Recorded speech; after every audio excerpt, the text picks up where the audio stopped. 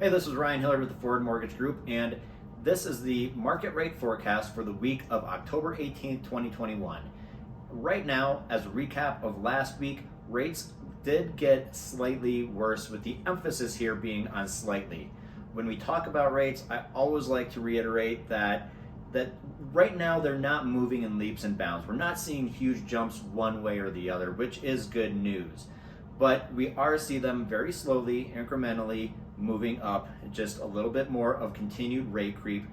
And the reason for that is that continued concerns about inflation are what is pushing the rates north a little bit each week as we continue to have these conversations. So when we go forward, that's more of what we will continue to expect as we look at things for next week. Rates are kind of moving within a certain range right now, slowly increasing. We don't expect rates to improve a whole lot from here. So the best rates are probably behind us at this point.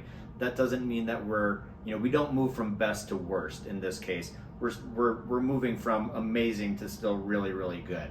So as we look at that, one of the conversations that we have a lot when someone is under contract and looking to lock their rate, or if they're refinancing and looking to lock the rate, is trying to figure out, should I actually move forward and lock the rate, take advantage of where we are right now, or should we kind of gamble a little bit? Should we play the market, float, see if rates improve? And the conversation that I always tell my borrowers that you need to have is, are you going to be more upset if you gamble and rates worse, or are you going to be happier if you gamble and win, knowing that the win is probably going to be a pretty small win?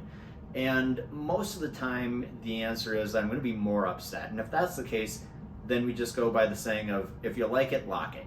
And I think that's the best advice. You put that behind, unless you do have more of a gambler's mentality, that's the best way to go. So as we look forward to next week and the week ahead, we do continue to expect that rates will kind of teeter but slowly move up a little bit. So in terms of what's affecting rates this week, already talked about inflation.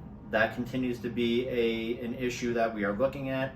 And then with economic data, there's not a lot of real economic data out there this week. There is some housing data, but there's not too much in there that will have an effect on mortgage rates.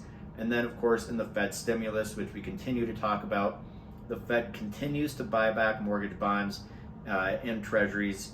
And as they start to taper off of that, which will be in November, then that tapering off will continue to let rates kind of do their own thing, work on their own, let the markets take over more, find their new footing, and again, combined with inflation, we'll see rates moving up a little bit. So I hope that's helpful.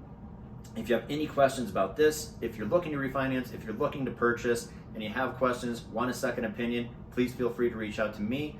All of my information is at the end of this video, and I would look forward to hearing from you. Have a great day.